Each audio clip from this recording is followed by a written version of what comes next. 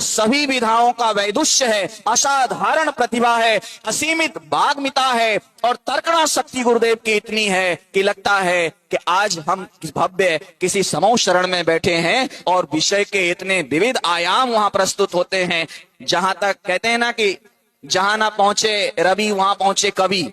लेकिन गुरुदेव की जब तर्कणा शक्ति देखते हैं तो बड़े से बड़ा विद्वान ये सोचता है कि मैंने अपने आलेख में इस बिंदु को कैसे छोड़ दिया। तो इस बात में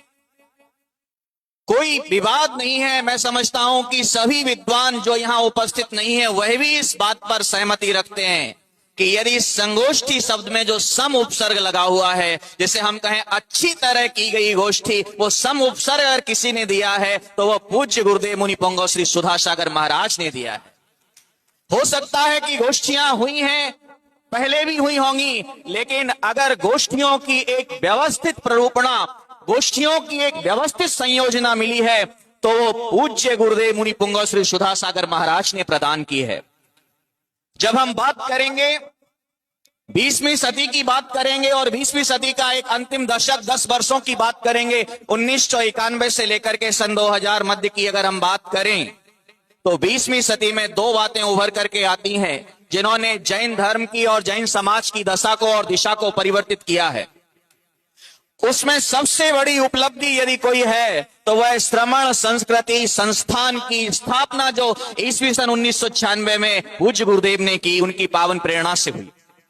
और यदि 20वीं सदी के इस अंतिम दशक की दूसरी सबसे बड़ी उपलब्धि है तो वह है जैन जगत के, विद्वत जगत, साहित्य जगत के लिए सबसे बड़ी उपलब्धि है आगम और आर्ष परंपरा के संरक्षण के लिए संगोष्ठियों का शुभारंभ अगर हुआ तो पूज्य मुनि पुंगव श्री सुधासागर जी महाराज के सानिध्य में ललितपुर नगरी से हुआ। और सन 1993 में जो संलेखना विषय पर समाधि हुई थी, वह इन संगोष्ठियों का जो बीजारोपण हुआ, ये इस 20वीं सदी के अंतिम दशक की दो बड़ी उपलब्धियां हैं। जब एक संगोष्ठी की मैंने इस अवसर पर प्रयास किया कि 1993 से लेकर के सन 2025 तक जितनी संगोष्ठियां हुई, मैंने लगभग 10 पृष्ठीय आलेख में उनका एक ऐतिहासिक क्रम संयोजन किया है। और आज उसका इतना समय नहीं है कि मैं वाचन कर सकूं, लेकिन एक संगोष्ठी की चर्चा मैं यहां पर करना चाहता हूं। और वह संगोष्ठी थी सन 1995 में मदनगंज किशनगढ़ में एक संगोष्ठी हुई, और जिस संगोष्ठी का विषय था कि आचार्य ज्ञान सागर जी द्वारा रचित जयोदय महाकाव्य देश के मूर्धन्य जैन विद्वानों के साथ साथ तत्कालीन जैनेतर विद्वान, संस्कृत साहित्य के ब्राह्मण विद्वान, अन्य परंपराओं के विद्वान, भाषा विशेषज्ञ विद्वान वहां उपस्थित हुए। लगभग 100 से अधिक विद्वान उपस्थित थे। और पूज्य गुरु मुनिश्री प्रणुत सागर जी महाराज का ध्यान आकर्षित कराना चाहता हूं। एक बात हुई, एक सहमति बनी कि एक बृहत त्रयी संस्कृत साहित्य में मानी जाती है, जिसमें किरात अर्जुनीयम, भारवी का और माघ का शिशुपाल वध और श्रीहर्ष का नैषधीय चरित, इन 3 ग्रंथों को बृहत लघुत्रयी कहा जाता था, बृहत्त्रयी कहा जाता था।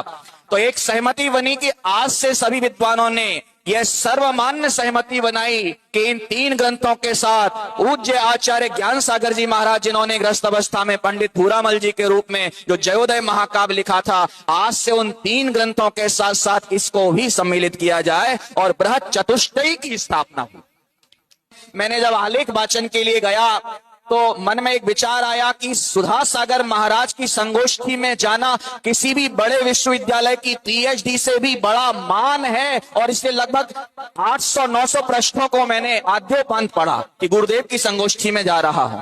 और आज 2011 के बाद आज जब देखता हूं 2025 में, तो मैं समझता हूं कि मेरे जैसे सैकड़ों विद्वानों में जो परिपक्वता धीरे धीरे आई है, वो पूज्य गुरुदेव की संगोष्ठियों की एक महती कृपा है। अगर उनका आशीर्वाद और उनकी समीक्षा हमें नहीं मिली होती, क्योंकि जब पूज्य गुरुदेव समीक्षा करते हैं तो कभी कभी तो ऐसा लगता है कि पूरा का पूरा आलेख ही दोबारा लिखना पड़ेगा।